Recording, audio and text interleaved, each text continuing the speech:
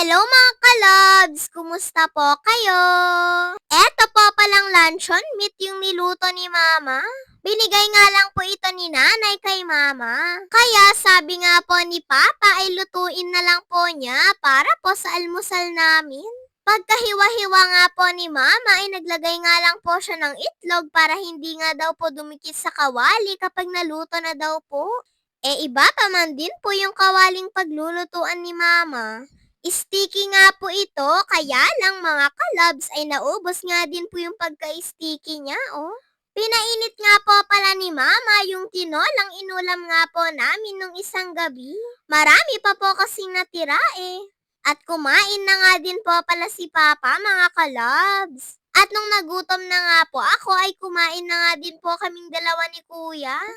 Masarap nga din po pala eto pong luncheon meat. Tinatanong ko pa nga po kay Mama kung magkano po ba yung isang ganito sa grocery. Parang mas masarap pa nga po ito kaysa po sa meatloaf. Sabi naman po ni Mama ay mahal nga daw po yung ganitong luncheon meat. Ayan nga at nagbibihis na nga din po si Papa sa likod ko, oh. Pupunta po kasi si Papa sa ospital. Kaya maaga nga din pong nag-almusal si Papa. At bago po pala umalis si Papa, ayan nga at nagpaalam na nga din po siya sa akin. Dahil aalis na nga din po siya.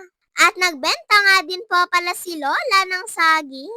Maganda-ganda na nga din po yung araw mga kalabs. At nako nga, halos maghapon, napakainit nga po dito sa amin. Sabi nga po ni Lola ay bilhin na nga daw po namin lahat eto pong saging niya dahil magkano lang naman daw po ito.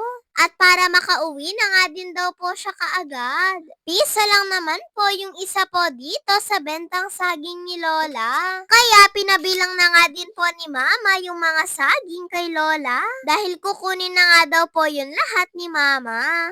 At eto na nga, binigay na nga din po sa akin ni Lola. Sabi ko nga po kay Lola ay wait lang po dahil kukuha nga po ako ng pambayad. At napakaganda pa nga po ng mga saging na benta ni Lola, oh. Bumili din po pala si Papa ng ready-made na ulam namin na dinuguan.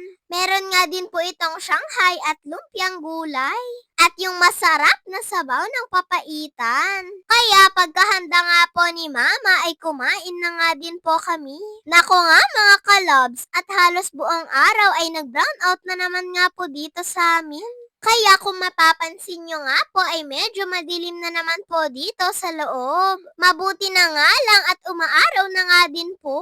Kaya hindi na nga po ganun kadilim yung loob ng bahay namin. Sabay-sabay na po pala kaming kumain nila Mama, Papa at Kuya. At meron pa nga pong naiwan dito po sa luncheon meat na niluto ni Mama. At dumating nga din po yung mga pinsan ko, galing nga po ng Tuguegarao. Eto nga at gusto nga daw pong maggupit-gupit ng pinsan ko.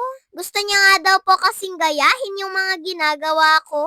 Saktong wala naman po kasi kaming ilaw at wala naman po kaming magawa, kaya pinagbigyan ko na nga lang din po siya.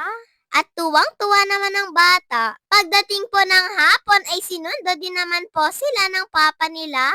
At bumili din po pala sila Mama at Papa ng ready-made na ulam namin.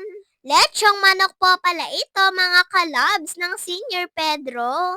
Alam nyo na, madalas nga po sa Senior Pedro bumibili sila Mama at Papa ng ganito. Isang buong manok na rin po pala, eto pong binili nila. Pagka-uwi nga ay hinanda ko na nga din po ito kaagad. At syempre pagkatapos ay sabay-sabay na nga din po kaming kumain. Dito na nga din po pala kumain si Kuya Moymoy. Gusto niya nga din daw po kasi yung ulam po na ganito. Tuwang-tuwa nga po siya kapag po ganito yung inuulam namin.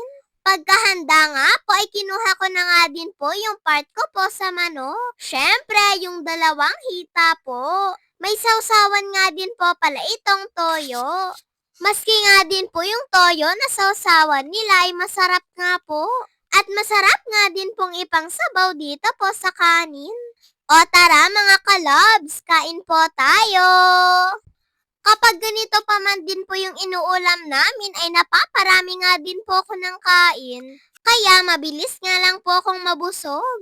Shoutout po pala kay Ate Jobel Cunanan. Yun lang po mga kalobs. Maraming salamat po sa panonood ninyo.